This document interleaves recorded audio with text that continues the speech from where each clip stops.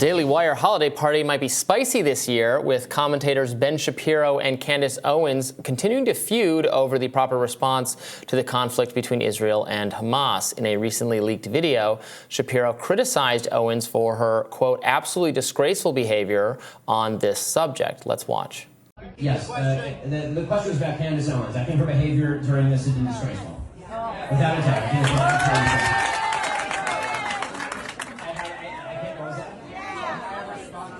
she still works for my company.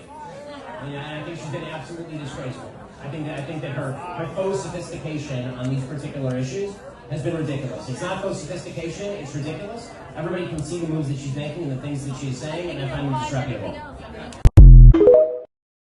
In case that was a little difficult to hear, he said her faux sophistication on these particular issues has been ridiculous. Everyone can see the moves she's making, the things that she's saying, and I find them disreputable. Now, here are some of the things Candace Owens has in fact been saying recently, as she seems to throw her support behind GOP presidential hopeful Nikki Haley, ironically, not for the president of the United States. Well, I am here today to endorse Nikki Haley for president of Israel. I think she's earned that. I think Bibi Netanyahu is going through a very bad time right now. Support for Israel has virtually collapsed socially. If you're paying attention to the trends and you're paying attention to what people are watching, you're paying attention to the protests. And the one person that I think is capable of getting it back is Nikki Haley, with enough money from foreign interest lobbies. So there it is, guys. I'm endorsing Nikki Haley, president of Israel. All right, she's clearly being tongue-in-cheek there, but the feud happening over there is on the right is not a joke.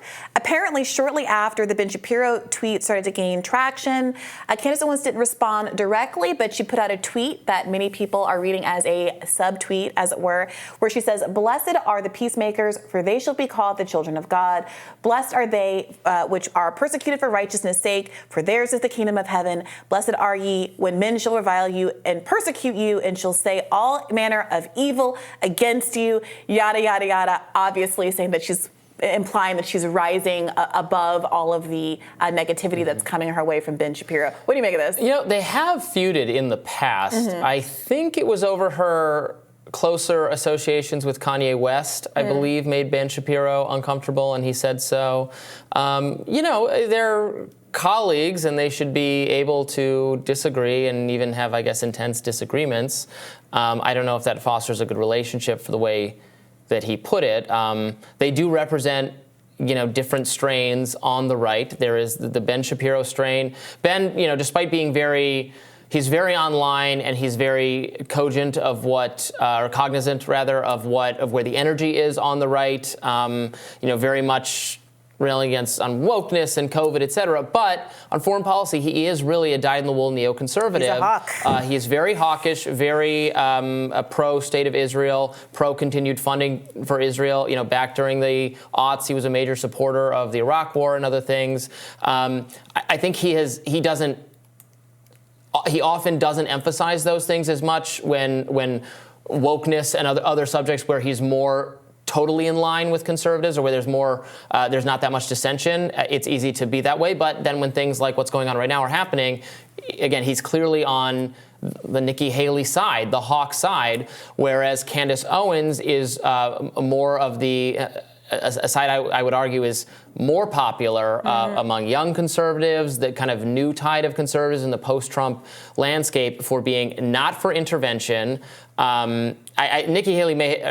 Candace Owens may have also been, I haven't been watching enough to know, but it wouldn't surprise me if she's been very critical of the state of Israel and what they're doing there. I don't know beyond that what she specifically thinks about the conflict, but there certainly is, there's a lot of conservatives who who don't want to get involved, who really think the U.S. should stay out of it, who thinks we should have learned that lesson from all the previous conflicts. You know, I mean, this is a part of the right that I have the most affection for. I put my views are closer to Candace Owens than Ben Shapiro's. So it's interesting to see that tension spilling out into the open. Yeah, look, Ben Shapiro is a noted, very, very insistent Zionist. He has gotten in trouble in the past for saying things that have been interpreted as at best disrespectful to Palestinian lives, at worst fully Islamophobic. He tweeted, of course, famously back in 2010, Israelis like to build, Arabs like to bomb, crap, and live in open sewage. This is not a difficult issue. Hashtag settlements rock. The settlements in the West Bank are, of course, illegal. It's individual citizens of Israel and sometimes the United States that are armed, literally given weapons by the Israeli government to expand that territory, which, again, they're illegally occupying. And there have been almost 200 documented killings in the West Bank where there is no Hamas, even since the events of October 7th. So that's a whole, I mean, this is a deep-seated ideological belief for Ben Shapiro. Candace Owens seems to be one of these people who's taking things as they come and making assessments based on the facts as they unravel, who doesn't have any ideological priors. I don't know that she's weighed in so specifically on what's been going on in Gaza, but apparently she did say on her Daily Wire show, quote, if I'm walking through Jerusalem and they say, these are the Muslim quarters, this is where the Muslims are allowed to live, that doesn't feel like freedom to me, which suggests that she feels like there's a problem with the unequal treatment of Muslims and Arabs in the region, which obviously is very, very different from the kind of statements that Ben Shapiro has been making. I sense a lot from the Candace Owens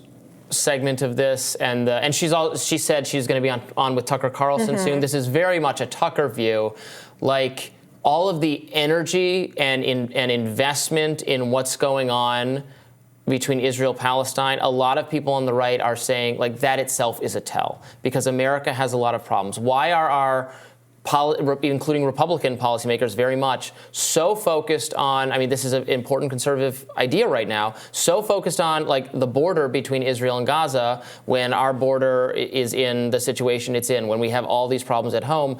Are our leaders more committed to the safety and security and maintenance of an ally, but a foreign government, than what is going on at home? And there's a lot of conservative frustration about that the elites feel, Republican elites, not, very much the people on the same team, supposedly, don't speak to. Yeah, look, I will also say Ben Shapiro has become a really leading voice on the pro-Zionist side of this debate, but he's gotten a lot of flack from people across the ideological spectrum for seeming to avoid debates with folks who aren't 18-year-old college students. He accuses Candace Owens of having false sophistication and being unknowledgeable about these issues. He has been challenged to many debates with many people more knowledgeable, most notably of late, Norm Finkelstein, who is perhaps the preeminent scholar and wrote the book literally on the history of the conflict in Gaza. Norm Finkelstein offered several times over the course of the last week or so to debate him in kind of hilarious fashion. Subjectively hilarious. He tweeted, if I re-enroll in college as a freshman, will Ben Shapiro then agree to debate me? And then later tweeted something along the lines, if I put on a bib and a diaper, will Ben Shapiro agree to date me? So it's got debate me. So it's gotten to this kind of provocative, jokey point on the internet. But I do think it would really benefit the public if Ben Shapiro were willing to sit down with someone who is a historian like Norm Finkelstein is, and someone whose personal history really ties him, frankly, to the tragedy that underscored the creation of Israel. Both of his parents escaped the Holocaust, survived the Warsaw Ghetto. Yeah. So he certainly has the moral credibility and standing to engage in such a debate. Sure. Ben would have to set aside a year of his life to allow Norm Finkelstein to make his entire point. As well he should. I think people are really craving that long-form content, and it would be a smash hit. More Rising right after this.